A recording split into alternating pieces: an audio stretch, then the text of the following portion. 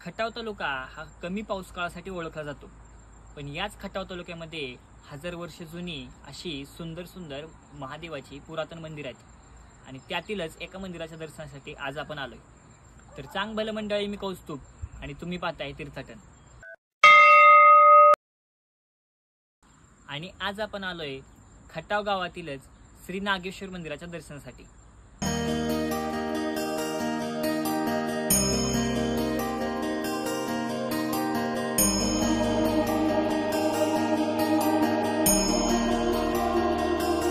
खरंच किती सुंदर असतील ते हात, ज्यांनी या निर्जीव दगडावरती इतकी सुंदर कलाकुसर केली आणि या पाषाणाला नवीन जीवनदान दिलं।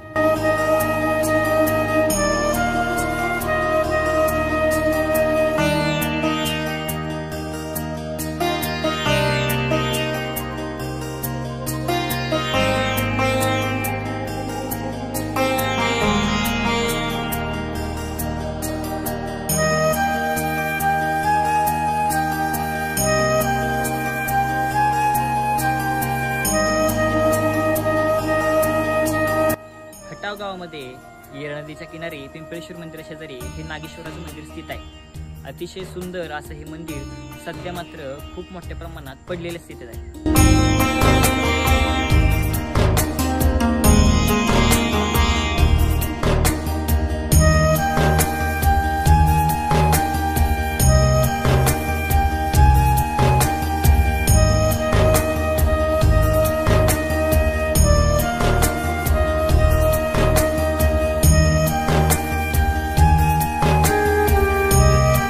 प्रत्येक मंदिरात दिसणार गायमुख मात्र या मंदिरामध्ये दिसत नाही। संपूर्ण मंदिरांना झाडाझुडपांचा वेलीचा विळखा पडला, ज्याच्यामुळे त्याची दगडे हळूहळू निसटत चालली आहेत। मंदिराच्या डाव्या बाजूस पडझड झालेलं हे श्री गजाननाचं मंदिर आणि त्याच्याच शेजारी आहे भग्न अवस्थेत पडलेले क्षेत्रपाल श्री काळभैरव। मंदिराच्या शेजारीच ही कोण्या वीराची समाधी असावी। मंदिराच्या खांबांवरती सुंदर नक्षीकाम आहे, पण त्या मंदिरातील उजव्या बाजूतील एका खांबामध्ये गर्भामध्ये बाळाची होणारी वाढ ही कोरलेली आहे।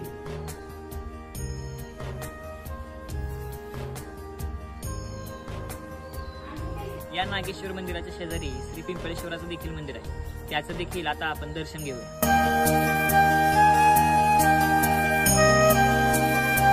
मंदिराच्या बाहेरील प्रांगणात येथे तपश्चर्या केलेल्या पीपल मुनींची समाधी आहे।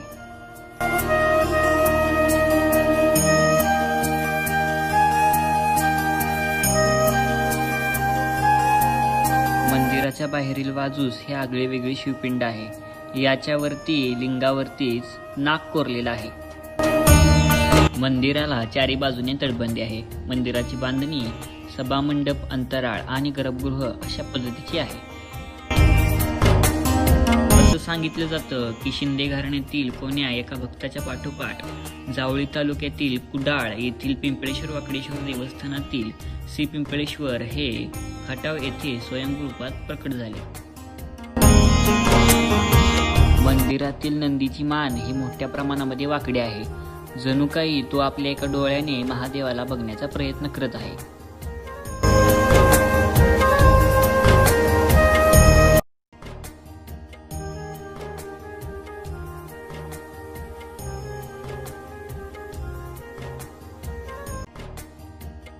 आपला ऐतिहासिक वारसा हा टिकून राहण्यासाठी अशा पुरातन वस्तूंचं जतन होणं अतिशय गरजेचं आहे। तुर्तास तर इथेच थांबूया, पुन्हा भेटूया अशा नवीन देवस्थानी। तोपर्यंत हर हर महादेव।